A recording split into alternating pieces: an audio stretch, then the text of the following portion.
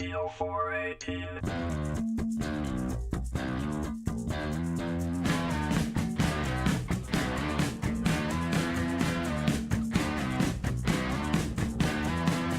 What's up, beautiful people? This is John Montagna, and you're listening to Radio 418. Thank you so much for checking in on the podcast again.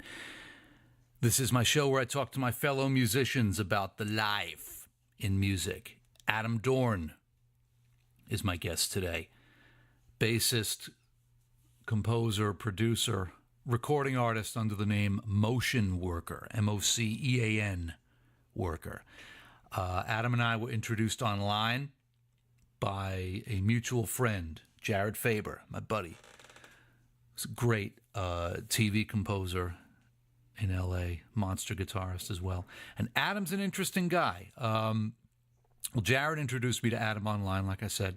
Adam's been instrumental, no pun intended, in helping me make some connections for a project that I'm working on that I will discuss further at a later date. But Adam's an interesting cat. He's the son of Joel Dorn, who's a renowned record producer. Worked with everybody from the Neville Brothers to Roberta Flack, Rahsaan Roland Kirk, Les McCann, Freddie Hubbard. So Adam grew up in the studios watching his dad. But when he was a teenager, he sought out as a mentor Marcus Miller, the uber-bassist producer.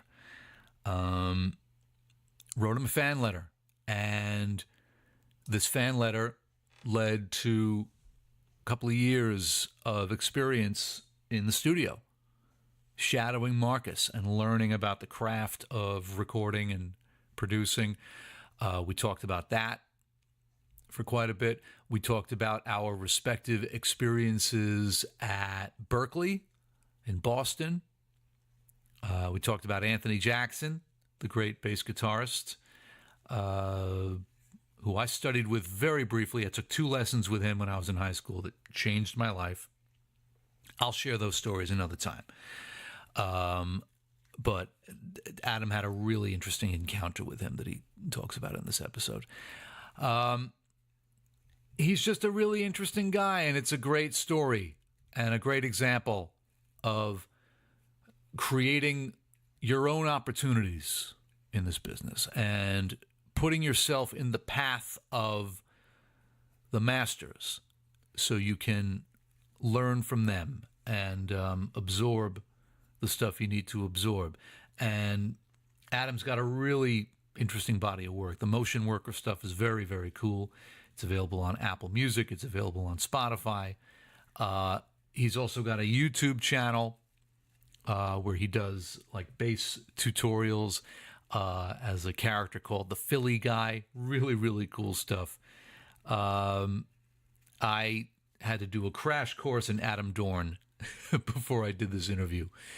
So I knew we were going to do it. We were going to have a phone call, which I normally don't do. You know that. I normally have the conversations in person, but it was just too good an opportunity to pass up to talk to Adam. We went back and forth for a bit. I was waiting for him to call me, and then he had to hold off because he had to eat. He's like, yeah, I get this text, dude, I'm starving. Give me like half an hour. So he called me right after he had his dinner. And we had a great conversation that we're going to get to in just a minute. Quick bit of business up front, though. If you're in the New York area, I got some shows to tell you about. This coming Monday, November 6th, I will be at Bar Tabac on Smith Street in Brooklyn at 7 p.m. With Rich Zucker on drums and Ed Ryan on guitar. We call ourselves Revolution 3. Acoustic trio, classic rock type stuff. Really, really great 3-part harmony stuff that Ed and Rich have been doing. And Bar Tabac has got excellent food, and they pour a nice drink. So we're going to be there this Monday the 6th. And again, Monday, November 20th. Same thing, 7 p.m. downbeat. And Wednesday, November 8th. Again, if you're in the New York area, if you're anywhere near Brooklyn, come by Sir D's Lounge on Union Street between 7th and 6th Avenues, right in the heart of Park Slope. Sir D's Lounge. Used to be the Tea Lounge. I'm going to be there at 8 p.m. again with Rich Zucker on drums, Otto Ray on keys, and Shaquila Ellis will be singing with us. Shaquila and I are doing a thing we're hoping to make into a weekly kind of jam vibe. So we're going to start around 8 o'clock at Sir D's in Brooklyn on Union Street, in the heart of Park Slope. And I think that's it. I think that's all the bees and needs I got to tell you about. Like I said, at the beginning of the conversation, Adam had just had dinner. He'd sent me a message like, dude, give me half an hour. I'm starving. So you're going to hear us mention that at the beginning of the talk. So let's get right into this. This is me and the motion worker, Adam Dorn. Radio 418.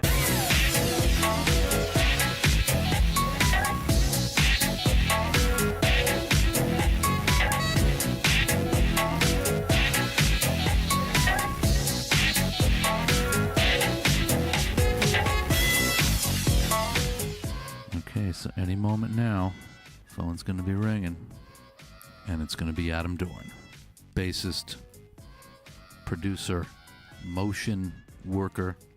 That's Mocean. It's very clever wordplay on Adam's part. Here we go.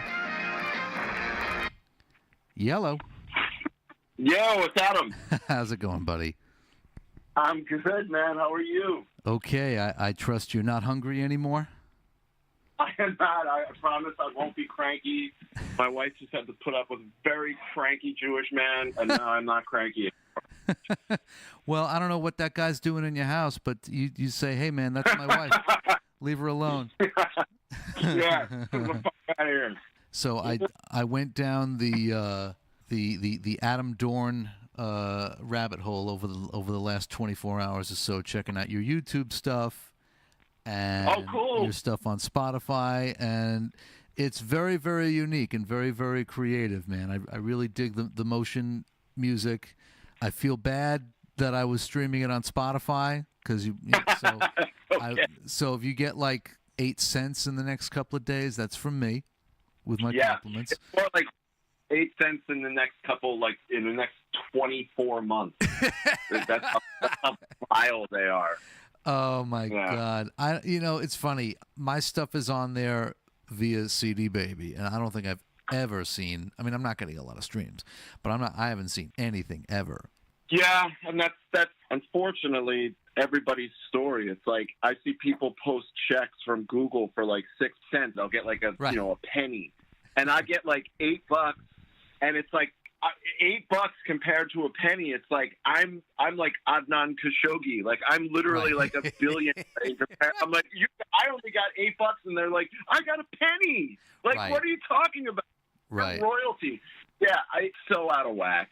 It was like a slow-moving coup in the record business. Like the labels they just sat on their hands, man, and it's just unbelievable what technology companies did. I think you nailed it right there. Is that it's the technology companies, and that's where I take issue because look, musicians have been getting screwed for as long as there's been musicians. That's nothing new. Talk to the architects of rock and roll who signed their publishing away for $5,000 in a Cadillac in 1950, whatever, right? Yeah. What kills me is that these techno geeks, right? These programmers, are making 6-figure salaries in Silicon Valley. Silicon Valley. Yeah. But you know what I mean? Yeah. So it's not like it's not as if there isn't money being made. It's just not going to the people who are making the stuff. Well, it's funny. I look at it like it gets even deeper than that because in order to stream, you need the web. And in order to have the web, you have portals. And it starts turning into an ISP issue where Spotify is relying on data delivered to you by Verizon and AT&T and Sprint and whatever. And the ISPs and the cable providers are complicit in creating a pipeline that aids and abets like massive copyright fraud. So if you're talking, say, like beyond the structured business model of a Spotify or Apple Music, when you start getting into like, people sharing files and ad-based, monetized FTP servers where it's like, what I'm trying to think of specific name of, there was like, sites that just are file transfer, sites, and they have advertising on them, and they're sharing like full movies and albums and people's photographs, everything. It gets so deep because you're like, oh, wait a minute. We're all paying for the internet monthly to support stuff that could be shut down so easily by the people that maintain the internet. They deliver us our service, so that means they can control the way information is spread. So it really gets deeper than that. It's like Spotify, to me, they're just doing it the wrong way, and it's going to bite them in the ass eventually because if streaming rates change, they don't have the money to actually pay mechanical rates. If they go up from 7 millionths of a penny to a penny a stream, they're out of business. Is there talk of that happening, of the streaming rates going up? Yeah. So in December, something called the CRB, the Copyright Board, every couple of years they examine what the mechanical streaming rate and mechanical rates in general for publishing and publishers.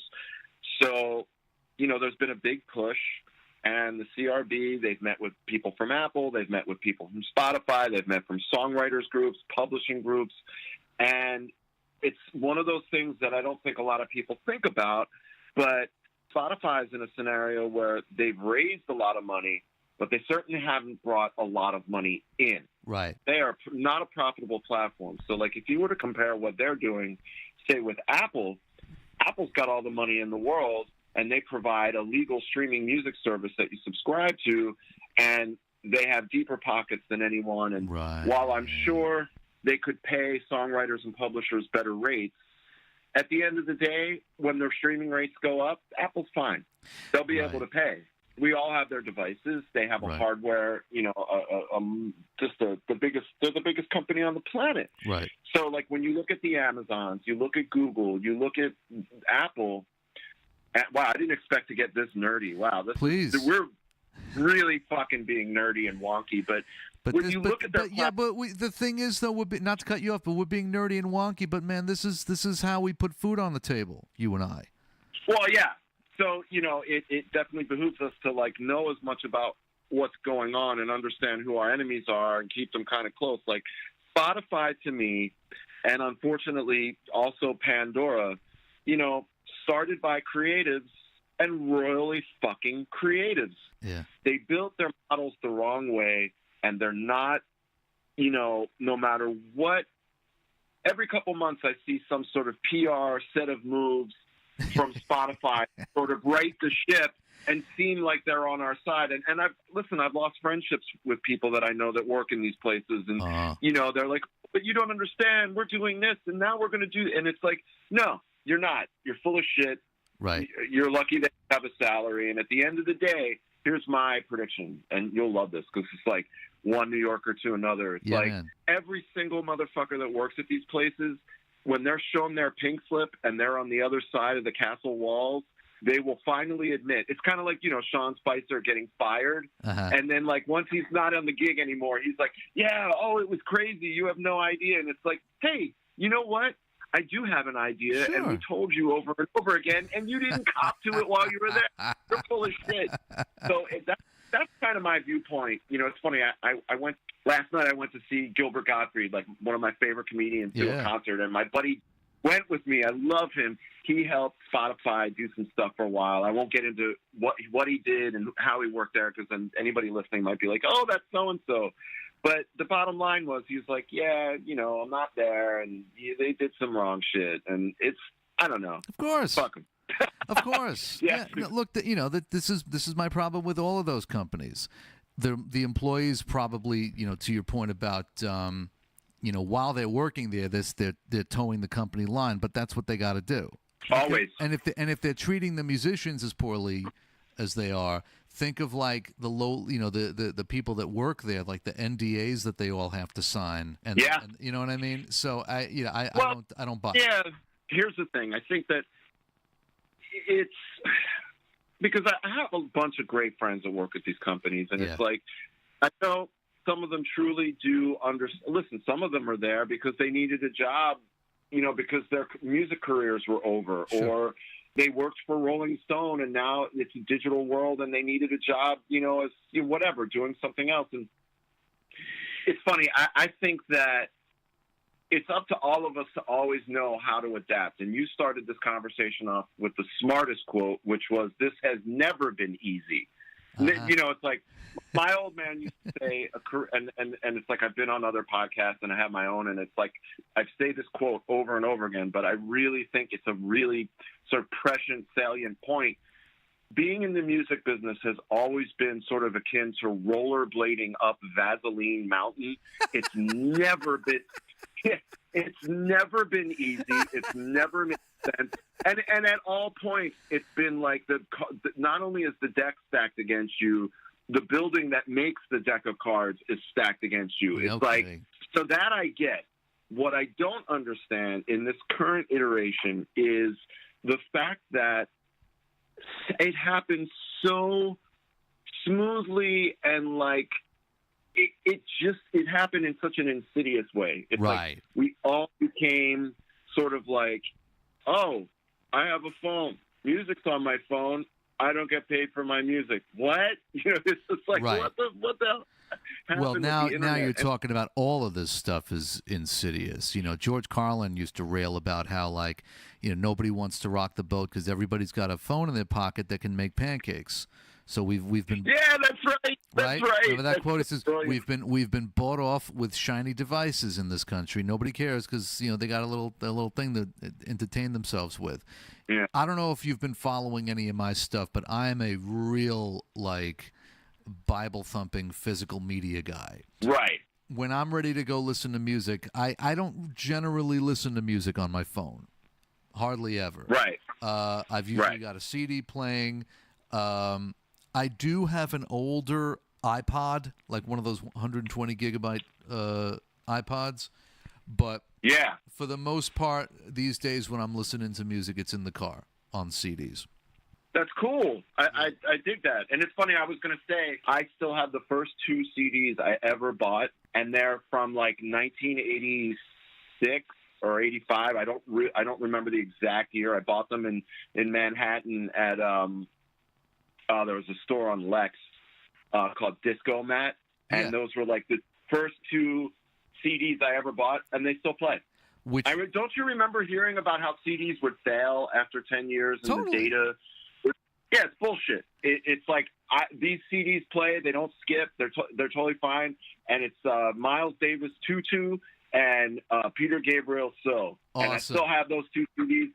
And I wouldn't actually now. I won't drive around with them in the car because I'm like, now I feel like maybe they're like first print edition books, and they're like, you know what I mean? Like I don't want to fuck up my Miles CD because it's like maybe I don't think it's worth anything more than the similar CD now. Right. But it's like a first print, Yep, those are 2 excellent titles to enter the digital realm in, and right.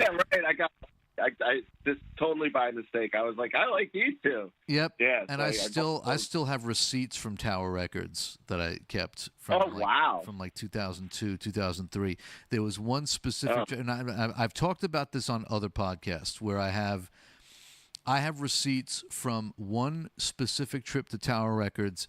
It was right before my first lengthy tour with Alan Parsons. We were doing 3 weeks in Mexico. That was a long trip for us.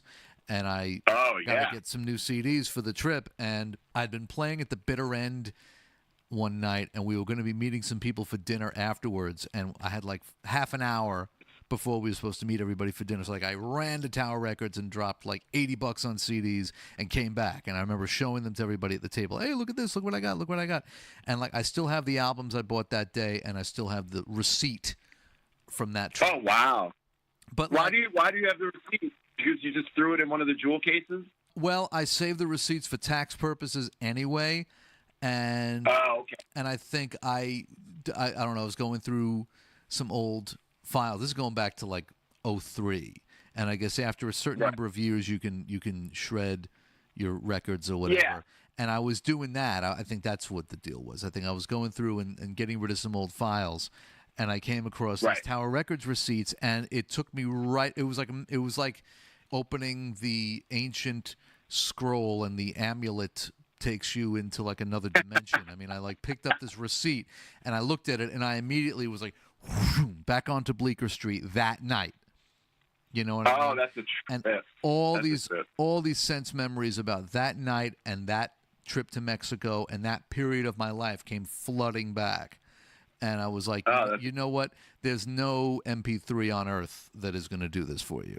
Not even close. That's a good observation. It's like it lessens the intimacy, the sentimentality, and the just the poetry of listening to music. When there's not a tactile physical interface, you don't have that. It's like even just sliding the CD into the player, it puts you in another mindset to ready yourself for a specific thing, as opposed to hitting just the surface of a digital device and pushing play. And unfortunately, while you're driving, maybe getting in an accident because you need to keep looking down at your phone to find the fucking song you need to want to play. You know, it's like that's dangerous too. I can grab a CD. I can grab a CD and pop it into the player without taking my eyes off the road. That's the other thing. Yeah. I have this little thing I do on YouTube called Ride Jams, where I do my here I am, I've arrived at my gig, and here's what I listen to in the car. And somebody wrote to me, how come you don't use your iPad? It's ridiculous with the CDs. I said, because I don't want to get killed. That's why. Yeah. No, the perfect answer for that is, I don't use my iPod because you're a schmuck. That's why I don't use my iPad, schmuck. Yeah, thanks for the fucking tip. Yeah. Radio 418.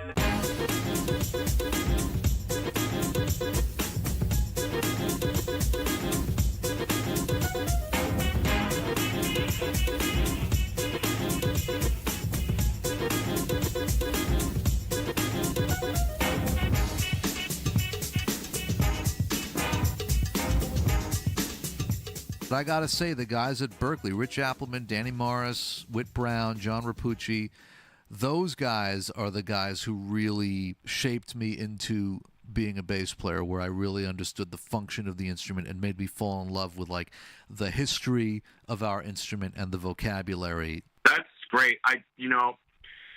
That's great to hear, because my experience at Berklee wasn't similar to that with that department.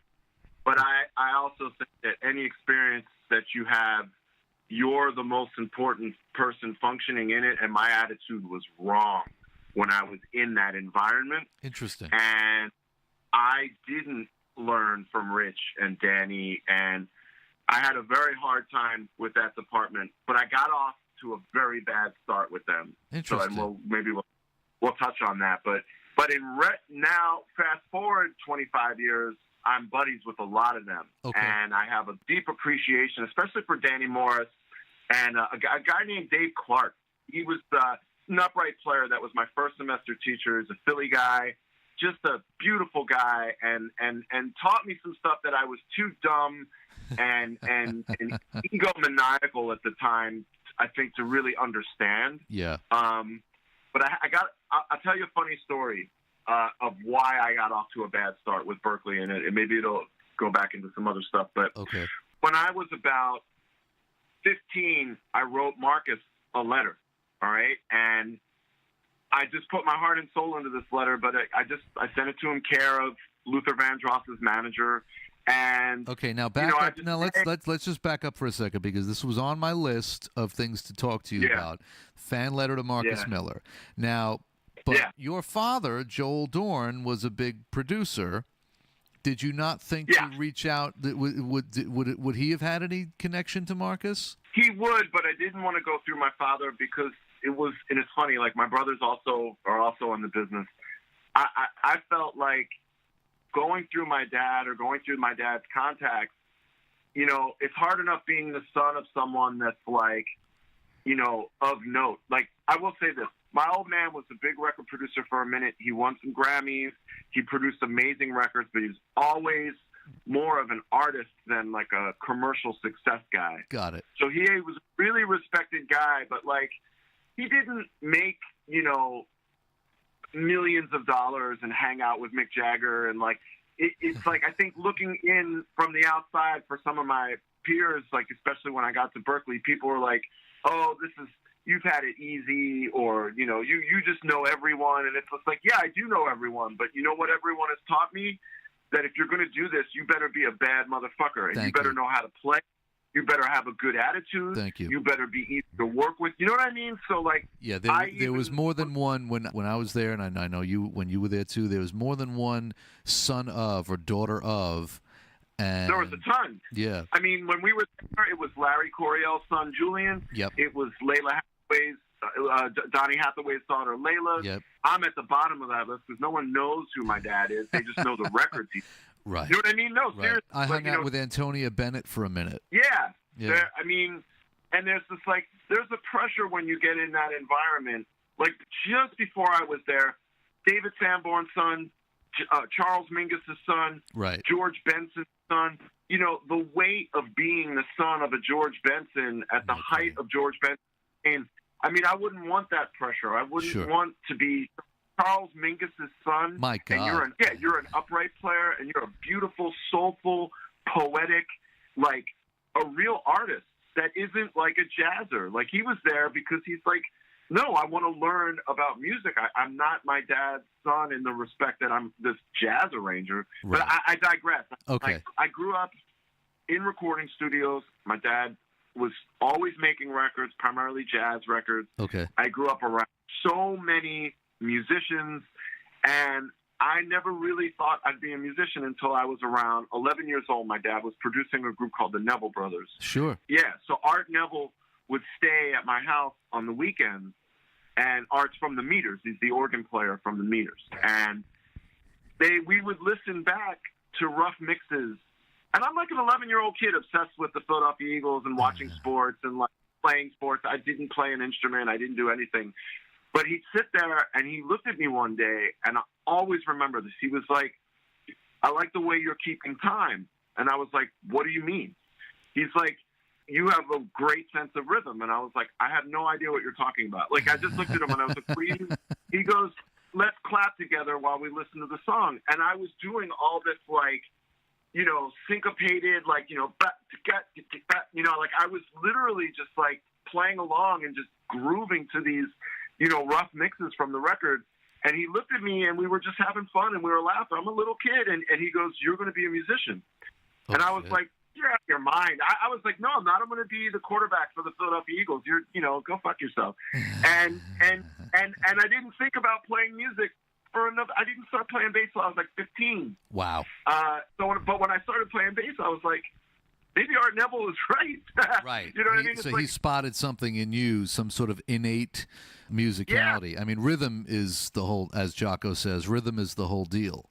It is. Yeah. And even at that young age, I mean, I was blown away by all the guys in the Nevilles and all the studio musicians that were working on the record. And it's like, right. I always say, you know, for me, being in that scenario is no different than like Ken Griffey Jr. being in the dugout when his dad was on the Yankees or the Mariners or whatever. Like, right. I just was there. It's all I knew. I only saw my dad really on the weekends. So if I was in the studio with him, his friends were my friends. Right. And if we were hanging out, their stories became my stories, and, right. and their interest became my interest. Okay. So in terms of, you know, going full circle back to me reaching out to Marcus, I knew that he had done one session for my dad, and I don't even know what it was, but I knew they didn't know each other that well. Okay. At least I didn't think they knew each other that well. And I was like, this is someone I liked. This is someone I want to reach out to. And when I wrote him the letter, I said, I'm a young bass player. I just heard your, you know, live David Sanborn record, you know, Straight to the Heart. And I love that record. It's great. And I heard Run for Cover, and I was like, this is what I want to do. And in order for me to do this, I feel like I need to know you. And this is why, and this is what I'm into, and, you know, blah, blah, blah, and whatever else I said. I said, my dad makes records. You may have met him once, blah, blah, blah. And that was it. Okay. So fast forward a little while, you know, maybe I was 15 and a half, I get a call. And I thought it was one of my friends messing with me, my buddy Wolf. We always used to call each other. I would be like, hey, man, it's Omar Hakim. And he'd be like, oh, shut up. This is Lenny White. Like, we were teenagers that joked about, like, our favorite studio musicians. This is how into music we were. We pretended to be. Yo. Yeah. Hey, man, Steve Gadd. That was me and Jared. Yeah. I love that. Yeah. No, I get a call, and it's, it's this dude saying he's Marcus Miller. And I'm just like, I literally was like, get out of here. And he was like, no, hey man, it's Marcus. And I was just like, in my young, crazy mind, I just started asking him trivia questions about what I thought Marcus Miller knew or didn't know. Right. And like what key songs he had written were in. And I asked him, I said, hey, on your first solo record, what key is the song Lovin' You in, and what's the first chord in the bridge? And he answered both like instantly, and I was like, holy shit, this is actually Marcus Miller. And I freaked out. Wow. And he invited me to a session, and he was like, I got your letter and I really liked it, and I was really impressed by what you had to say, and I want to hear you play.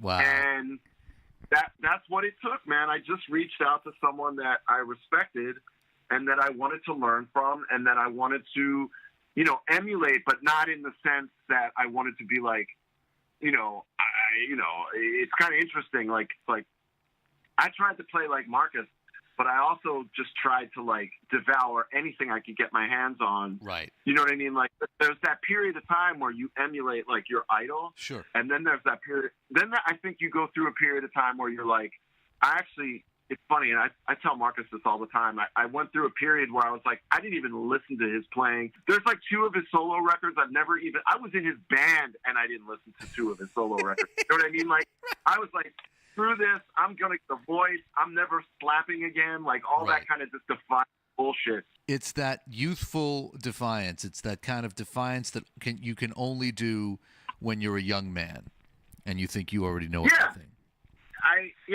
I was just like not interested. But so to quickly speed up and get full circle to like the Berklee thing and me not getting what I think I wanted to get out of the bass department, I hung out with Marcus for about 2.5 years on sessions and worked on or assisted on like about 7 or 8 full albums during that period of time. Wow. And it came to 1989. I applied to Berklee. I think I started school like a semester or 2, probably maybe just 1 semester later than like what my graduating class would have been like starting college, because I didn't finish high school. Oh. When Marcus reached out to me, like we hung out, he heard me play, and my dad was like, why don't you move to New York? And I initially thought I was going to transfer into your high school. And because I was going to the Performing Arts High School in Philly. Right. And my dad was like, don't go to high school. And I was like, what are you talking about? He goes, you're going to be fine. You're going to go and you're going to work in the studio. Because I was already starting to do sessions a little bit. Okay. I was playing on stuff. And I started to hang with Marcus. We hung out one night, and he was like, you come to any session I'm doing that I'm producing, you hang out, sit in a corner, keep your mouth shut, and learn. And my dad was like, you're going to Marcus Miller High School.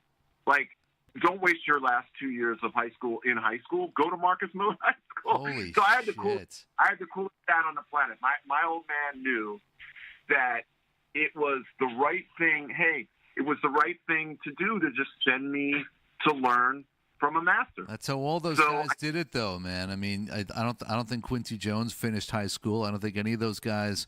It's a very old school kind of approach, like the apprentice relationship. Yeah. You go and you just jump head first and you learn on as you go. Yeah, well, my old man basically was like, get your GED, and it's in the cards, that you're going to end up at Berklee. I'm not worried about that, because you remember the application process. You just filled out the back of some book and sent them a letter. Like it was so nothing. You know what I mean? Like it was a joke.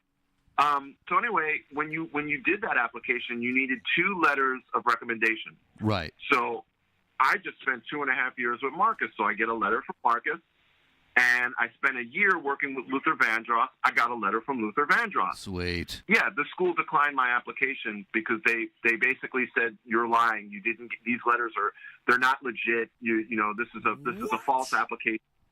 Yeah. And I'll never forget, Luther Vandross was the coolest, funniest dude of all time. I was in the studio. I showed him my rejection letter, and he was like, this is absolutely unacceptable. Like he got so pissed. Luther was the best. He used to drive me home at night, and wow. He literally lost his shit. He was like, this is disgusting. So after a series of back and forth, and I actually had my father call a teacher at the school and just say, "Are you guys out of your mind? This kid just spent 2 years working with Miles Davis and Luther Vandross. Like, you should be begging him to attend your school, essentially." No kidding. That put a chip on my shoulder, man. And when they finally told me that I could come to the school, it was under the condition that I auditioned. And I got there. John Rapucci threw the single hardest piece of sheet music I will ever see in my life. He threw in front of me. And, like, he messed with me because I think all those guys were like, "Oh, here's that asshole who, claims to have a letter from Marcus Miller and Luther Vandross. Here's the kid that was lying, so let's mess with him." So they put this piece of music in front of me, and, like, literally he couldn't read it. And I got pissed. I got really pissed. I actually was, like, on the verge of, like, anger tears. You know what I mean? I was like, ridiculous. And I'm an incoming student. I can really play my instrument, and this is what you put this in front of somebody who has, like, the highest ratings here, and they can't play this. So finally, Rapucci was like, "Let's play a blues." So we played a blues, and we traded fours, and you know what I mean? Like, we traded choruses, rather, and it was like, "Yeah, you can play it. You're in." Yeah. And I was just like, that put a chip on my shoulder with the school. Like, from that point forward, like, if I saw Rapucci, I would snarl at him. Like, I was really, like, I kept a grudge. I held a grudge, and I was an asshole. I should have just been like, you know what? Yeah. Well, well, here's the thing. You're 47, and you know now to have let it go. But I'm sorry, man. When you're 18 or 17 or however old you were, you don't know that. You just know that, like, here's this thing, you're putting your heart and soul into it. Put my heart and soul into this, and they're calling me a liar. Yeah, or at the very least, just making it difficult at every step of the way. I mean, I remember my ensemble audition at Berklee to get my to get my ratings, and I brought in for my prepared piece, "How Long Has That Evening Train Been Gone?" from the Jamerson book. Yeah. And, like, I think I might have even, like, photocopied the pages out of the Jamerson book to get the chord changes for the piano player. And the rhythm section that they had in there had, like, no sense of what this song was supposed to be, how they were supposed to play. And the way I had learned the bass line did not line up with what they were doing. Now, I didn't know at the time you need to adjust your shit to whatever else is going on around you. I also, thinking, it's funny, I haven't thought about this moment in years, but it's occurring to me now. I hadn't heard the Supremes version yet with the vocal. So I didn't Oh, my God. So you learned it from the fucking the cassette that came with the book. Totally, yeah. Anthony Jackson's performance of it. Dude, that's hysterical. Yeah, so it took me only, I don't know, maybe 6 or 8 months later, like after I'd been at Berklee for almost a full year or whatever, that I got a copy of the Love Child album and heard the original song with the vocal, and I was like, oh my God, this is completely some other shit. I thought, to me, the bass line sounded like the melody. Without the voice on it, the bass line was the fucking melody to that song. And so the point is, it was a disastrous ensemble audition. Like, they cut I remember the guy, I don't know, I forget who it was, what faculty member, whoever, like, lost the coin toss that morning and had to run the ensemble auditions, those guys never wanted to be there. Those guys, you're sitting there for 2 hours with kids, one after the other. None of those guys ever wanted to fucking be there. Let's call it what it is. Yeah. He cuts me off after a minute. He goes, yeah, okay, I see what you're trying to do. Yeah. And I was like, thanks, man. What I'm trying to do, I was up until fucking midnight preparing for this shit, Yeah. And so, like, they don't care. They don't care. And you get, and I wound up with shitty ensemble ratings, but dude, ultimately, don't feel bad. Well, I don't feel bad because here's why. A, the bass faculty was never anything but supportive for me. I never had any trouble with them. To this day, I go back and forth with Danny Moe on Facebook. And we had an exchange the other day where he was like, "Hey, man, I was learning from you." He's just a great cat. Yes. I was going to say that the ensemble rating thing was hysterical because I went in, I did mine. I always took great pride in my ratings. I got the Manhattan area code 1212, and and it didn't mean. Wow, I didn't expect that. No, that's yeah, but I didn't care. Right. Because I went right to the ensemble office. Yeah. Winston, who ran the ensemble office, was a bass player, and he knew how by my second semester, I was buddies with him and like actually subbed for him on like real gigs outside of school. And I went in my second semester. I said, "What do you got?" And he said, "Go to this one." And I was in ensembles for like 6s, 7s, and nice. He was just like, it didn't matter. Your ratings were such bullshit. Did you have to do? And this is like minutia, but did you? Like any bass player generally that could like kind of play ended up having to be in those very same like ratings bands. So I did ratings for 3 out of the 4 semesters I was there. Right. So it would always be like 3 miserable teachers as the panel, and some Danish alto player would come in and read for 9s. So everybody's reading for 9s, and I'd look over and I'd go, "Hey man, I just nailed that chart. Does that mean I have 9s now?" It'd just be like no love whatsoever. That's man. funny. They were always miserable.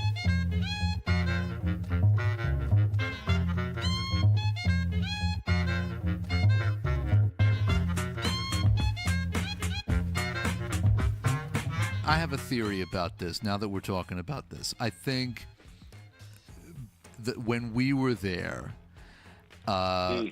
Berklee possibly might have been going through a little bit of an identity crisis, because I think you and I and people around our same age who were there at roughly the same time all seem to have similar stories about the same kind of nonsense. And I get the sense that Berklee now is kicking ass. And I get it really is. And I get the sense that Berklee in the 70s was kicking ass. And so maybe when we were there, as the mechanization started to take over and the programming, the drum programming was starting to happen and the digital recordings, that there was this weird sort of like middle period where everyone wasn't sure what the hell was going on. And that's a good observation. Yeah, I could be totally off the mark about that, but ultimately, I've come to look back on my time there as a good one. Got into a lot of playing experiences that I otherwise wouldn't have. Really broadened my scope and really, like I said, galvanized me as a player. I also love the city of Boston, so I got no problem. People like to get down on Berklee, but man, I had a great time there. I did too. I was going to say, to speak to your sort of Berklee's sort of identity crisis. I was at the school primarily to get around the studios and to learn more about using the actual tools in the studio. I wasn't a performance major. I was also only there for 3.5 semesters. So, I was just like, I sought out anyone who I thought could like produce and use synths and samplers. And like my goal was to play 12 hours a day and spend the whole time like looking at compressors and like also like understanding recording. And I think that there really wasn't like this production thing there wasn't nearly as strong as it's now become. Yeah. Because think about it. If you're a player, you also need to know how to use Pro Tools. You need to know how to program. You need to know how to use all the software. Like, so it's all of these even just a basic working knowledge. Yeah. Yeah. Absolutely. Because even if someone's like, "Hey, play bass on this track for me," like they're assuming you have Pro Tools, or they're sending you a session file, and you need to know how to record yourself and send it back to them. You know what I mean? Like, I'm sorry. There's a much larger, scope of knowledge and technological prowess you need to have. Whereas, we were there and maybe someone had a 4-track cassette recorder. You know what I mean? Like, it wasn't really much beyond that. So my thing was, it was weird. It was, I tried to get around as many ensembles where it was like, I was just like, I want to be in ensembles where like I have no right being in them, just to prove to myself I can play any of this shit. But my real goal is to learn about production. Like I had a very focused way that I wanted to use the school and get through, that experience. But a lot of it involved me kind of being a pushy, aggressive, arrogant prick. Like, and it's funny, my friends that were there hear me say that, and they're like, "What are you talking about? You were cool and you played your ass off." And I'm like, "No, I was insecure, and I was my version of being like a prick. I felt like shit all the time at school. I never relaxed there. I was in competition with every single, like, dude, if we crossed paths and you were a bass player, chances are I wasn't really like nice to anyone. I know I was a prick. Well, you know what I mean? And that's so unnecessary.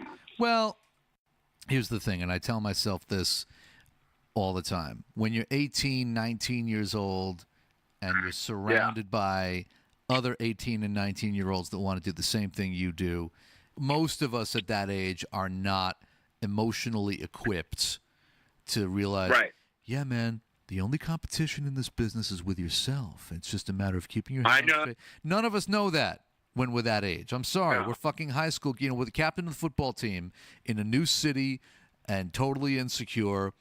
Like the story I told you the other day about the kid with the vibraphone. I'm walking in the hallway.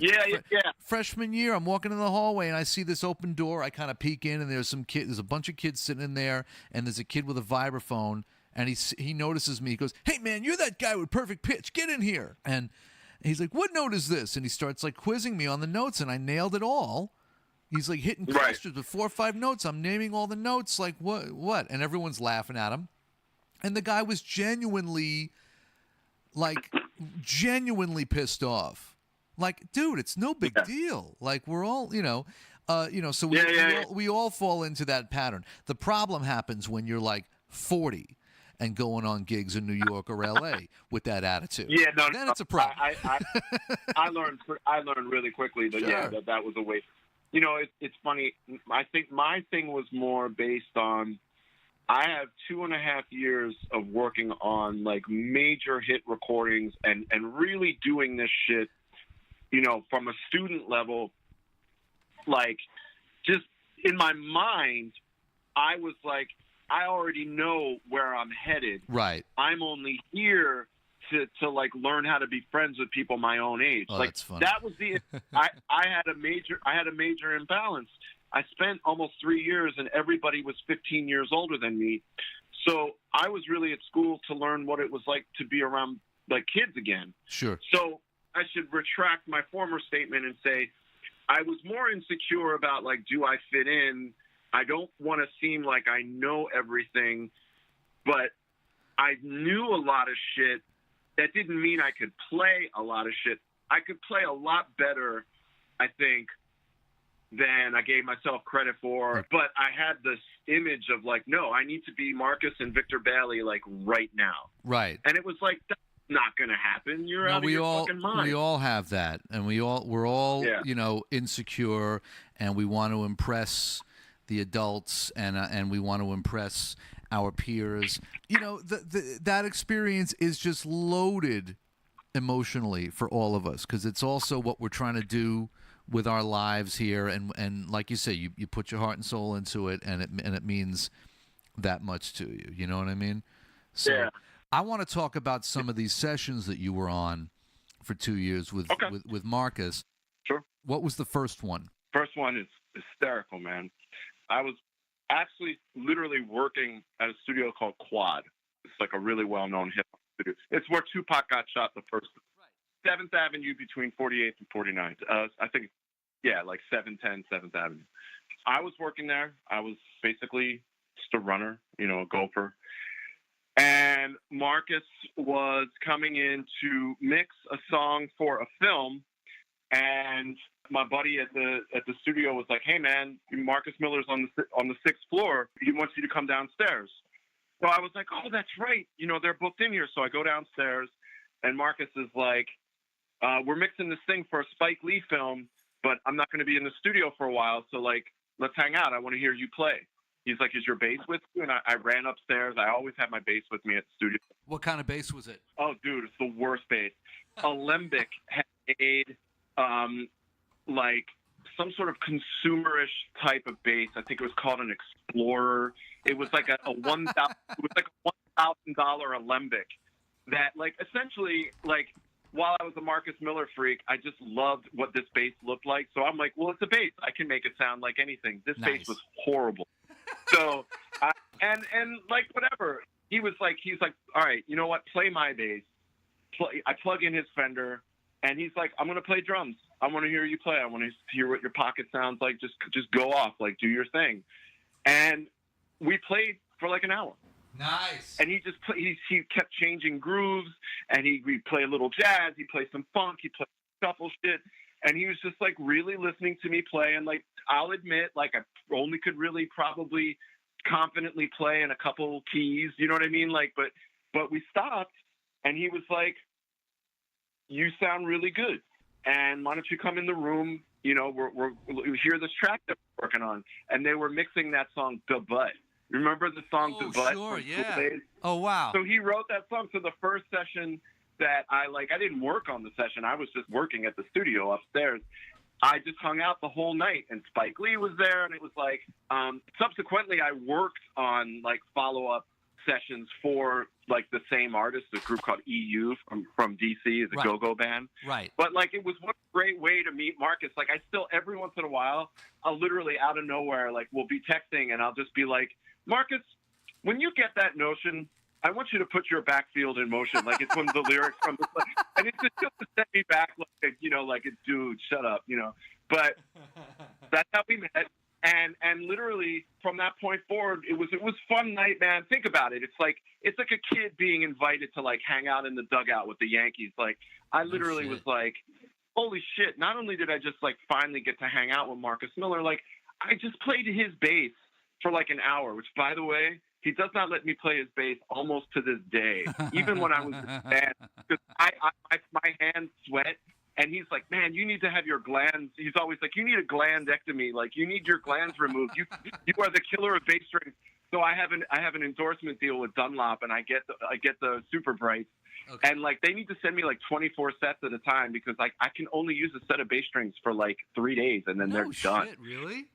Dude, I devour bass strings. It's the worst thing, because I know there's a beauty to a set of strings just being played in and stretched and ready to go and lasting for a while, and I've never had that. I heard some kind of story about Anthony Jackson, about how he changes his strings like in between takes or something.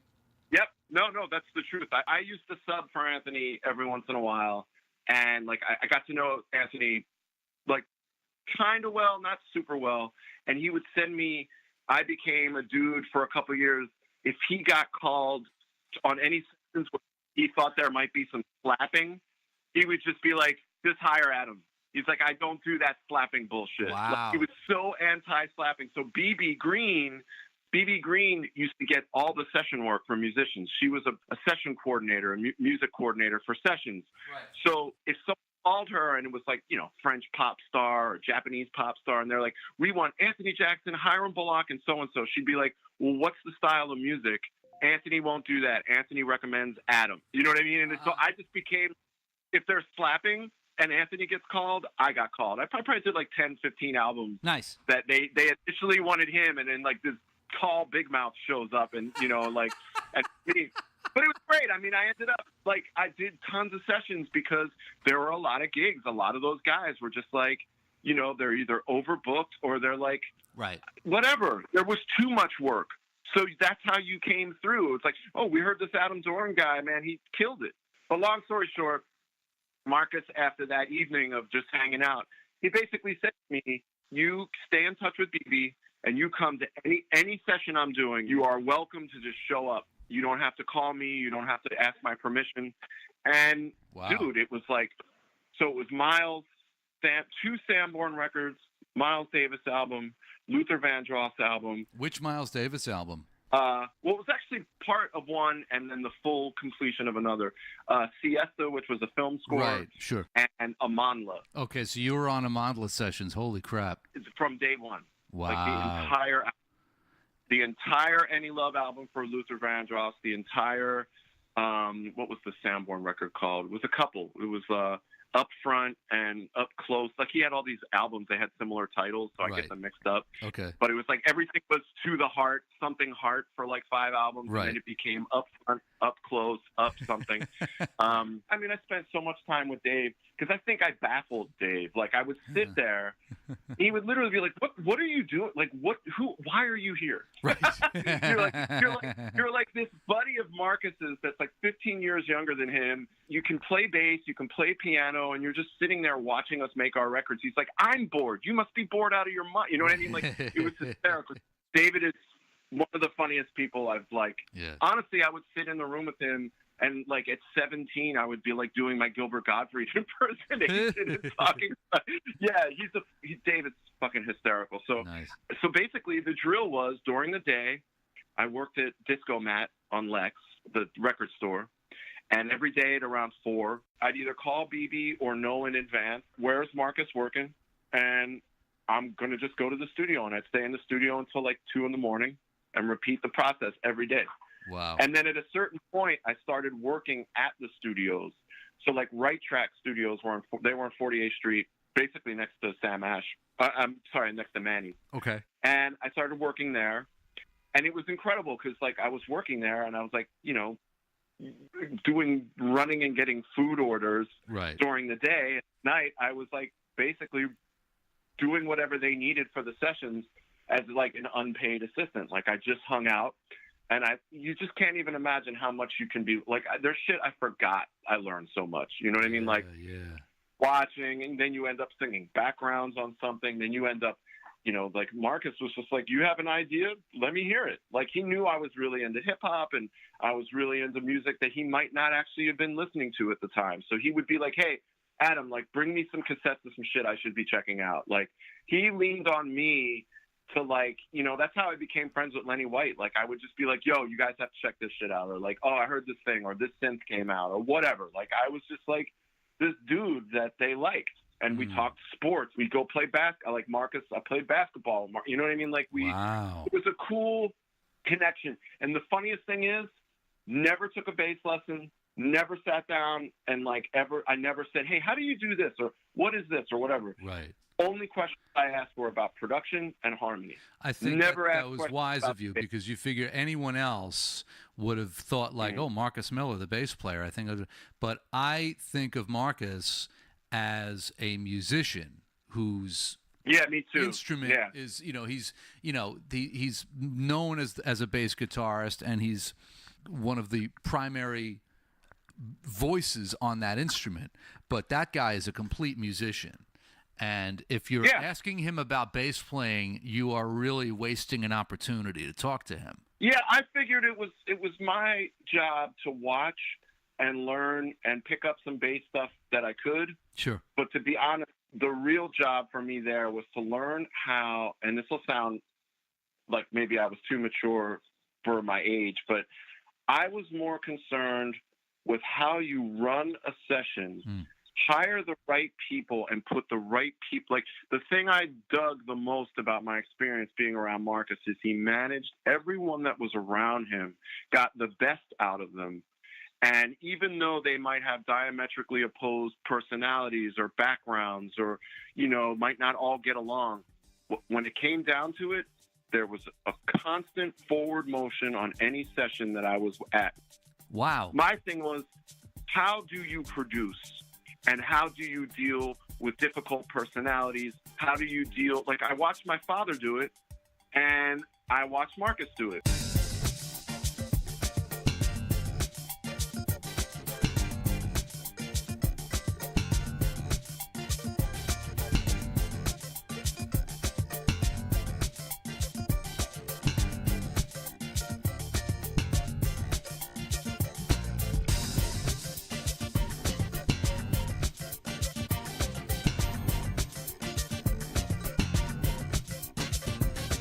So when you left Berklee, where did you go? Well, I came back to New York, and I fell right back in with the same group of people that I had always kept in touch with, which was like Marcus and Lenny White, B.B. Green, who is basically, Marcus's manager. So by this point, she was managing him.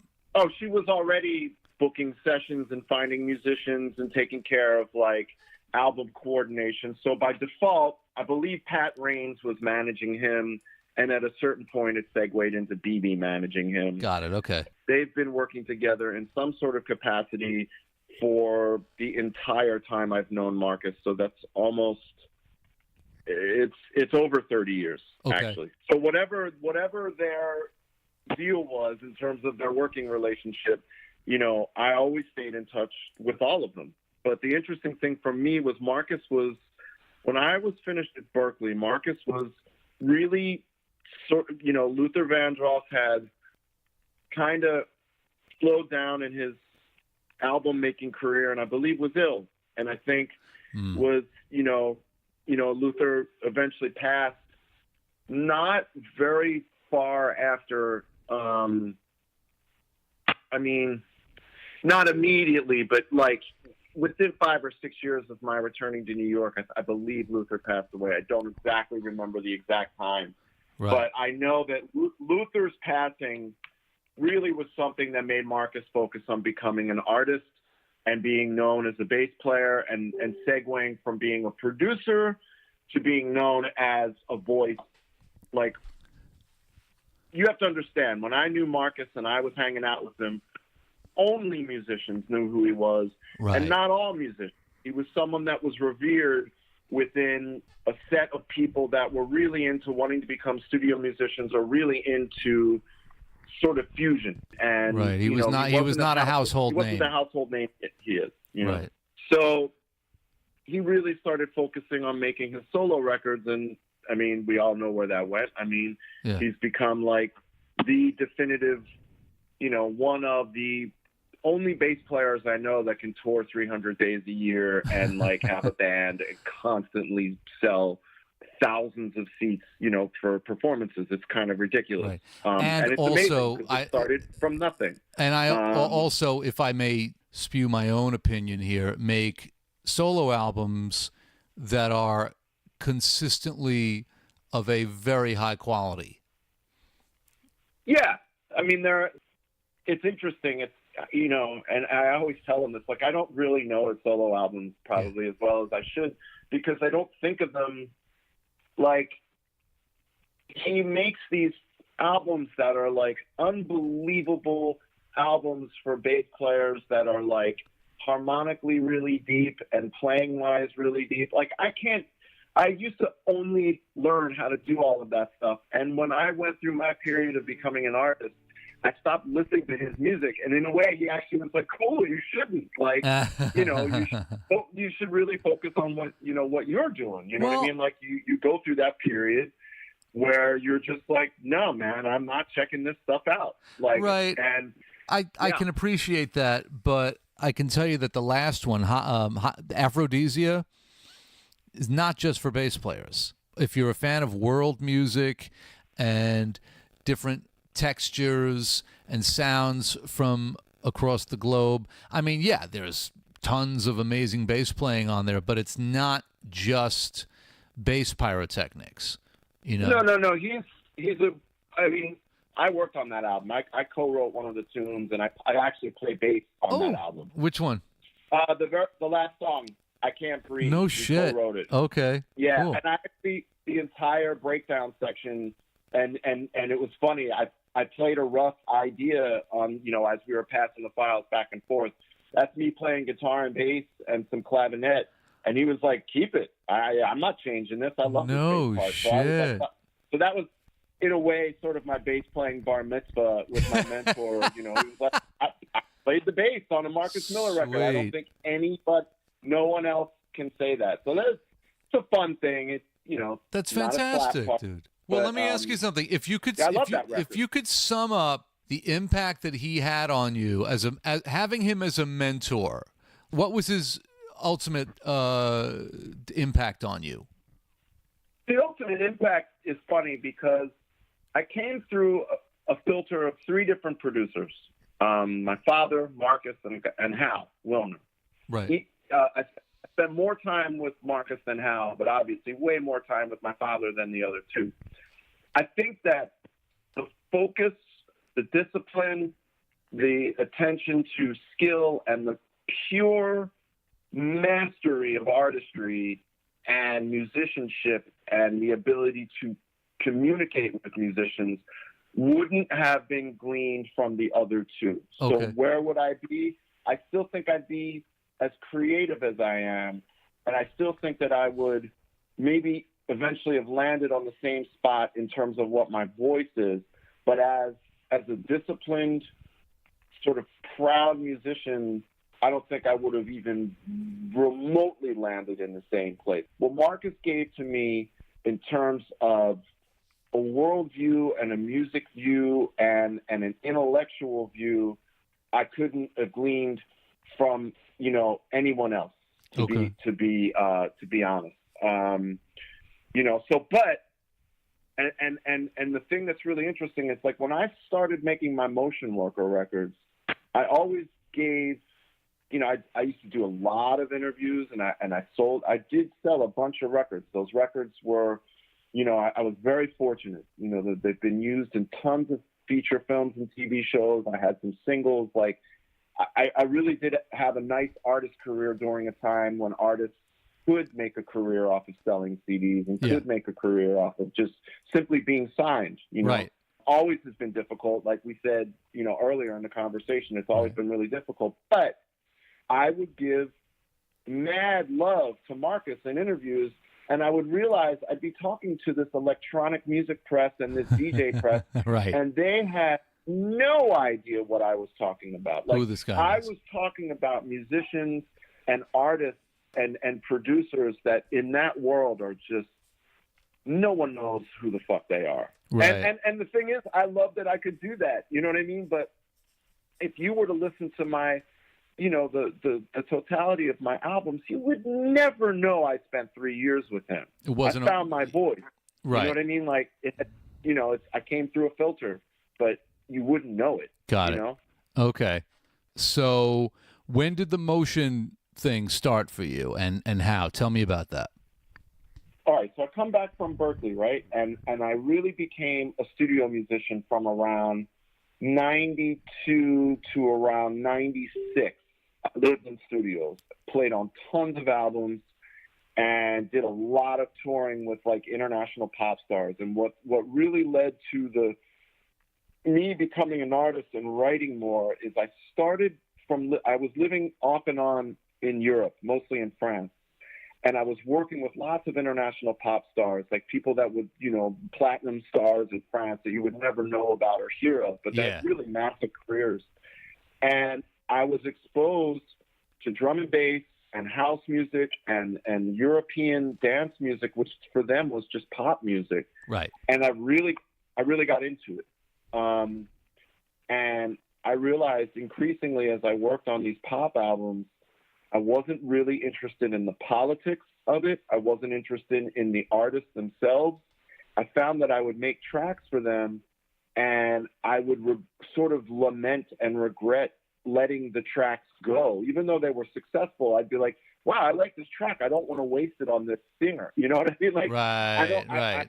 I kind of started really learning how to use synths and samplers and just playing, keys. And I just started realizing that I was making these records for other people, and I really should be making them for myself. So I started making slowly more and more. As I would make money from one thing, I would invest in more gear, and I started building a studio, and I put a record out. And Chris Blackwell from Island Records heard the record. I mean, I made like 1,000 of them, and somehow I got in his hands through an A&R guy, and they signed me. And that really turned it into a career, And if anybody knows who Chris Blackwell is, I know who Chris Blackwell is. Bob Marley, U2, he owned Island Records. So it was really weird to find myself from this very musical, musician-based background, finding myself like writing these tracks. And I should also add, because we're both like Mike Stern freaks and fusion guys and into musicians, I found myself after Berklee increasingly finding musicians to be the least creative and the most like the most encumbered people. Right. I started hiding from musicians. Oh, that's because so funny. They drove me crazy. Yeah. The school environment taught you so much about the rules of music that it was almost impossible for them to get out of their own way. And it was incredibly frustrating. Yeah. And another thing I say about Marcus, watching Marcus make his solo records and taking, I don't want to say the risk of making, like he did in a way, like he built his solo career, and you know what funded it? Film scores. Right. He started doing tons and tons of film scores, and that, I mean, I don't know for a fact, but I know that when you do about 15 film scores in about 5 years, that's going to fund your ability to tour with a band and make your own records and release them yourself. I had tremendous respect for that. Even if we weren't talking all the time, I definitely had my eye on the, hey, you can do this stuff on your own. Right, so, right. Well, and I think the word you used about Marcus is discipline. And, there's a lot of guys who load the calendar with shit to do.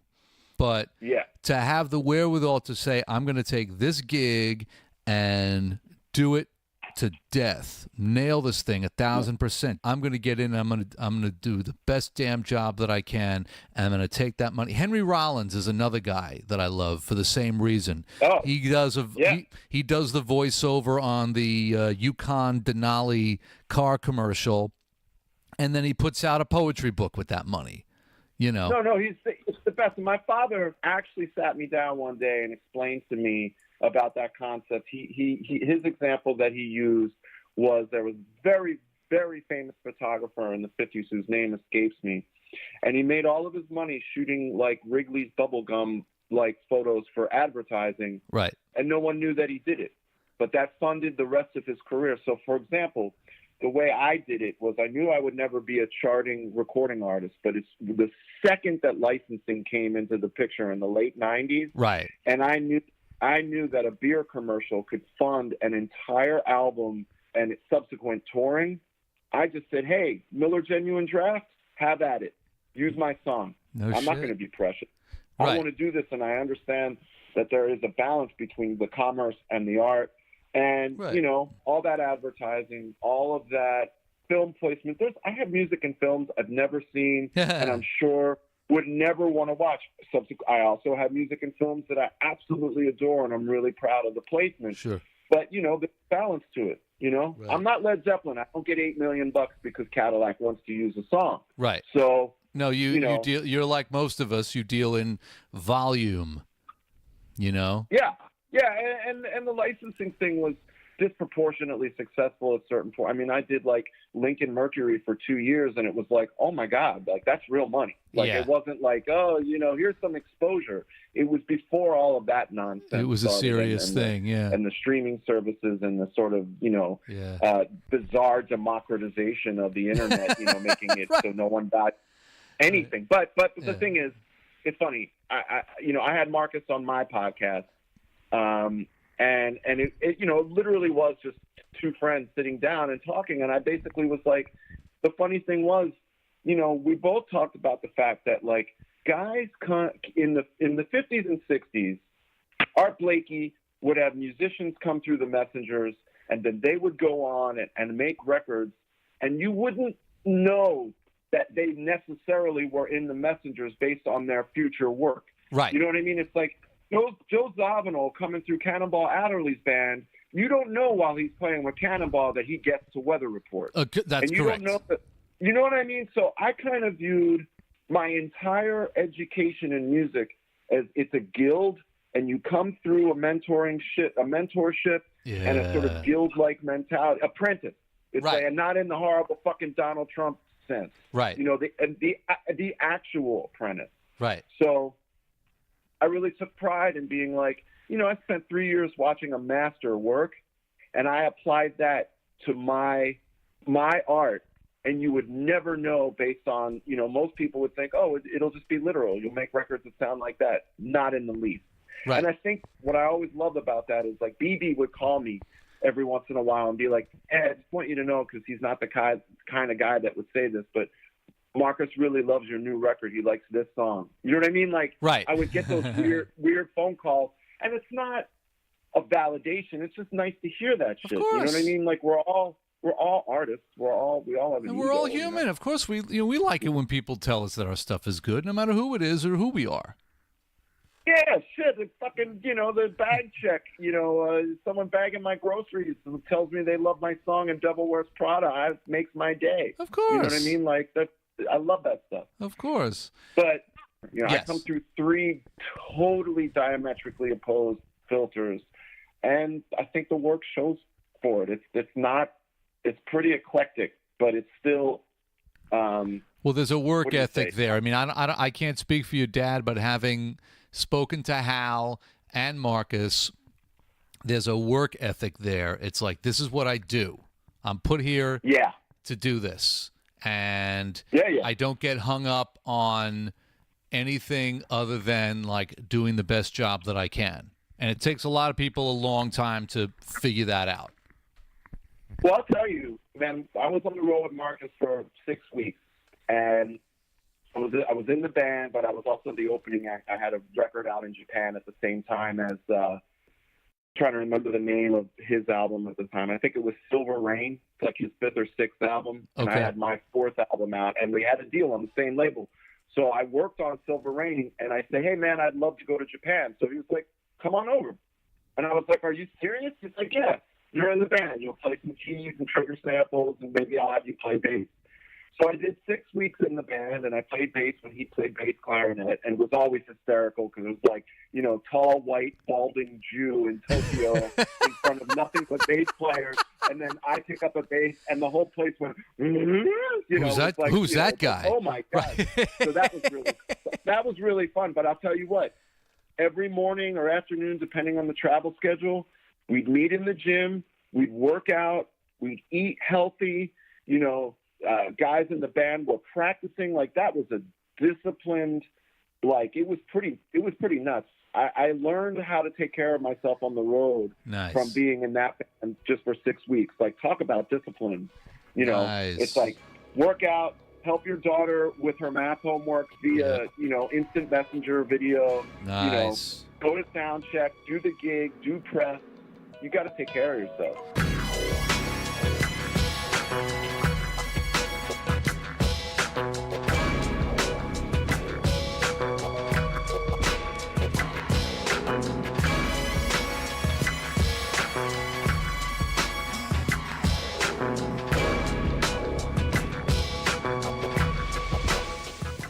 Leads me to my Anthony Jackson story. Yeah, tell the Anthony story, and then we're going to wrap up real quick. So Anthony Jackson. So we spoke about Anthony earlier, and it's funny. You were saying you took some lessons with him when you were in high school. When I was about the same age, and it may have been at around the same time because I think I'm about a year older than you.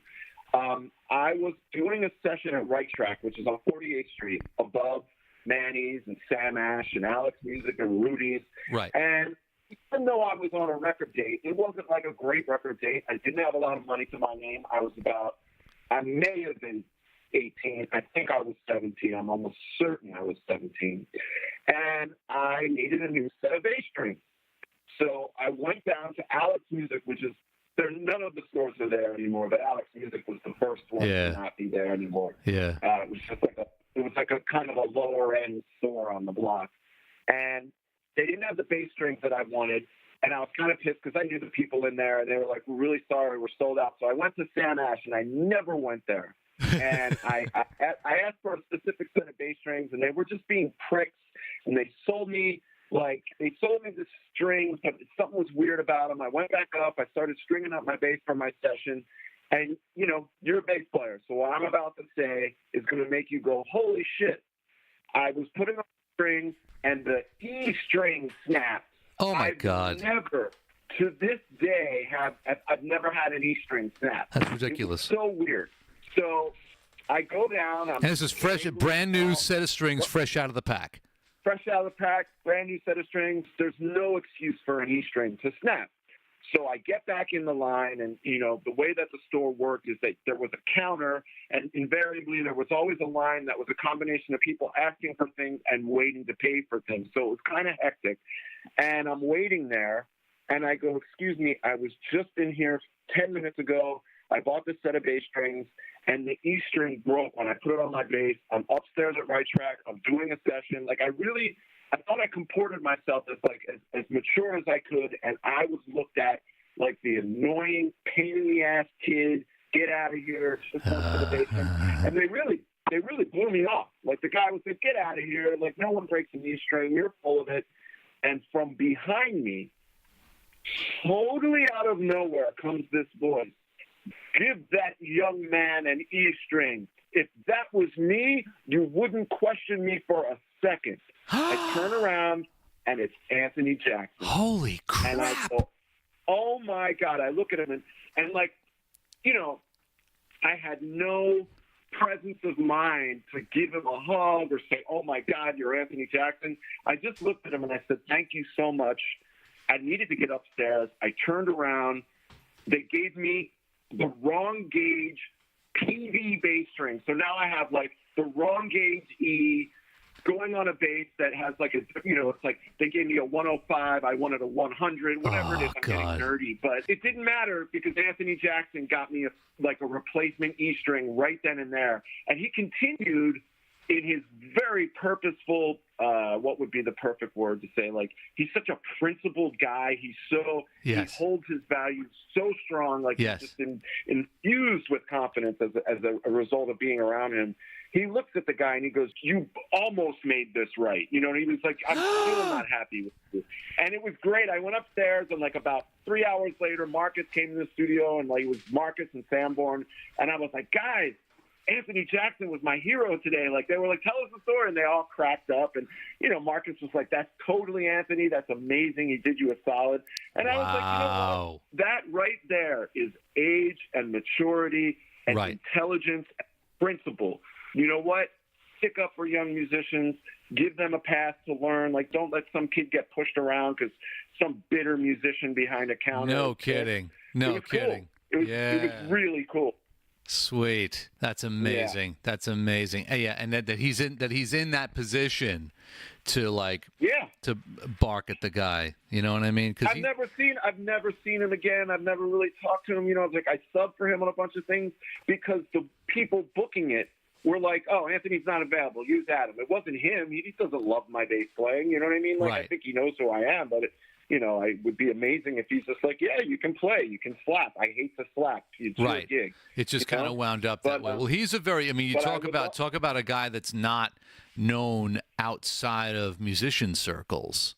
No. You know. No. He's a very mysterious figure. Yeah, he's Anthony. He's like, I still can't believe when I know, like, I have the memory. I'll tell you my stories of him another time because I don't want to waste time on the podcast, but I still, like, I know they happened because they're in my memory, but I still can't believe that I sat in that guy's apartment 2 weeks in a row and he said the things that he said to me. It's unbelievable. Hey, man, you know what? It's just those 2 little hours probably made, you know, the gigantic impact that it sounds like they made.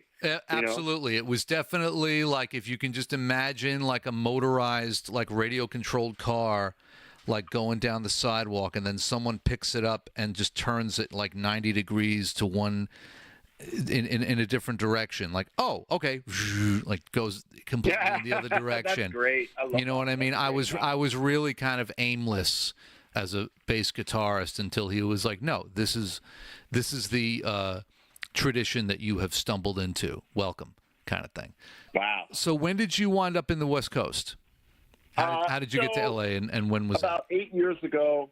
My wife and I and my son, we all decided to move from the East Coast to follow some. Initially, it was more about me following more film and TV work because I was working on documentaries and helping out some composers on TV shows that were here, but I would help them from the East Coast. Okay. And I was sort of like, hey, I would love to move to LA. I have some family here. My father had passed away. I didn't really feel like, you know, my wife's family had moved south to Florida. We were kind of just on our own where we were. So we decided to move out here and, you know, following the sort of like, you know, well, I'm going to be working in film and TV. Where is that? Hollywood in LA. So let's move there. Turns out the move was easier for and probably ultimately as beneficial, or if not more beneficial. You know, my son is the youth governor of California. He's heavily involved in politics and just like a brilliant young kid. Wow. And just found an unbelievable set of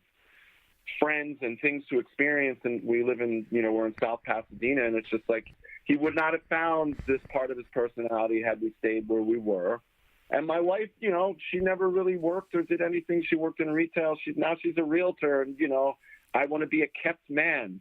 I want her to keep selling, go sell a $10 million house.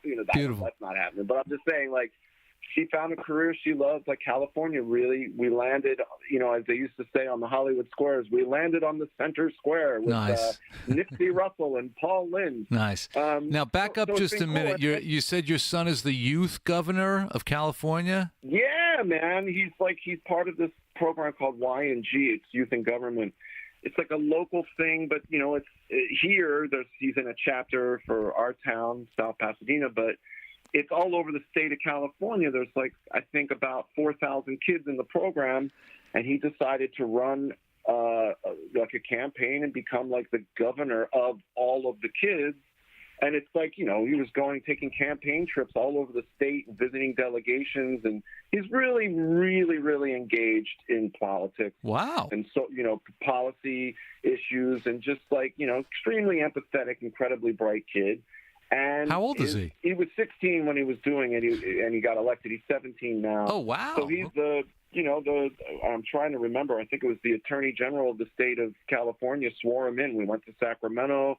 There was a swearing-in ceremony. It's ceremonial. I mean, he's not passing laws. Right. But, it's definitely it's no different. I view it the same way as he found a passion and he followed it. It's no different than me writing Marcus. I was going to say, yeah, I just had that same thought. He's surrounding himself with the people that do the stuff on the highest level. Exactly. Right. So it's maybe he ends up working, for the Obamas, for their, their legacy and their, I'm just saying, I think his heart and his focus and his mind is in that way that's no different than mine was when I was his age. The only difference is when I was his age, I was out till 3 a.m. and Luther Vandross was driving me home, right. And I was seeing hookers pick up Johns in Times Square. Right. It's a little different. He's actually doing something that's going to help somebody. Well, I was. You were doing something. Well, music. Don't underestimate what music does for people. That was just the nature of the industry you were in. Yeah. Yeah. I'm going for a bit. I mean, he's got it. Okay. Hopefully worked on policy, and then my policy was me, trying to be funky or whatever I was trying to do. But all right, but it's cool. It's cool to see. Sweet. So and, what are you doing now musically, and what does the future hold for you? Future holds for me multiple cool things in film and TV work. So I continue to work on my sitcom, which is a Melissa McCarthy show called Nobodies. Oh, you're working on that show? I'm the composer. I do the music for Nobodies. Oh, sweet. So, okay. Yeah, it's a really funny show. We're starting our second season, and they're amazing people to work with and for. I'm just starting this week to do the score for HBO is doing a documentary about the life of Robin Williams, so I'm the composer for that. Sweet. I'm really psyched. Yeah, because I had done one with the same director that won some awards, thankfully, about the life of Richard Pryor. Okay. So we're putting the same team back together, and we're doing Robin Williams, and I'm going to start scoring that in the next 2 weeks, and continue to work on Better Call Saul, continue to work with my buddy Dave Porter. He's the main composer. I don't want anybody thinking I'm the composer, but I help him out on that, and we wrote one of the themes on the show, the end title credit together, and action films that I work on called Kickboxer. I was talking about them earlier.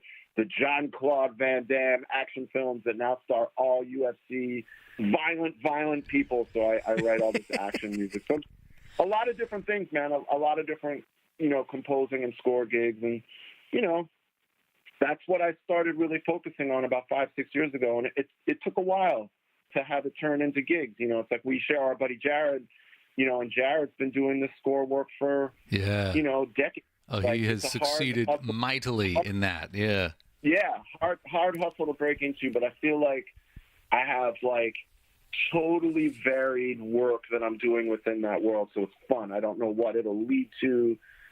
in terms of TV shows, but it's, Better Call Saul, Robin Williams and Melissa McCarthy. You're sticking with high-level stuff. Yeah, I mean, this is what you've always done, what Marcus always did, what your father did, what Hal does. Just sticking to doing high-level stuff, doing great jobs with good people. And I still work with Hal and Marcus. Hopefully I work with Marcus on his new record, much like the last one. Sweet. You know what I mean? So it's just like stuff, man. You got to, if you're in this hustle, just do it.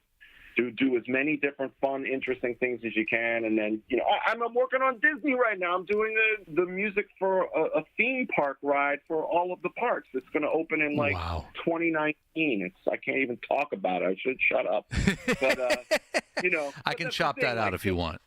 No, I can talk. I just can't say what the actual attraction is because they haven't announced it. But it's like Disney attraction, violent films, Robin Williams, a shyster lawyer. It's like it's all over the map. The full Renaissance bit, really. Oh, exactly, mate. I'm regular. It's the Renaissance. Oh, that's so funny. So that's my spiel, man. Beautiful, beautiful. Bass player, balding Jew. That's my resume. Good stuff, man. I'm glad we could talk, and I'll let you get back to your lovely family now. No, I'm glad we finally had a chance to connect in person here over the phone. So I wish you nothing but the best. Please stay in touch. And do you find yourself on the East Coast ever? Yeah, of course. Okay. I come out there to try to get jobs that I never get. I see. Well, I've always not got a job for you, so feel free to call anytime. Good setup. All right, yeah, my pleasure. Great talking to you, John, man. Let me know when this is up, and I'll let folks know. Absolutely, buddy. Thanks a lot. Talk to you soon. All right. Bye. Radio 418. Yeah, Adam Dorn, Motion Worker. You can check out the Motion Worker music at Spotify, or if you're feeling generous and you have a conscience, you can go to Apple Music and check it out. I also suggest you go to his YouTube channel and check out the Philly Guy bass stuff. It's great. Great talking to that guy. Also on Twitter, at Motion Worker, Mocean Worker on Twitter. The website for this podcast is radio418.com. You can subscribe there via Podbean. You can also subscribe on iTunes. Follow us on Facebook, facebook.com/radio418. My YouTube channel is youtube.com/John Montagna Music. Follow me on Twitter at John Mon, JONMON. I'm on Instagram, John Montagna. Facebook.com/John Montagna Fans. But anything and everything you want to know about me and what I'm doing is at my website, johnmontagna.com. Listen to music, listen to music, listen to music. It's good for you. Thanks for checking out Radio 418. I will see you on the next one. Be well.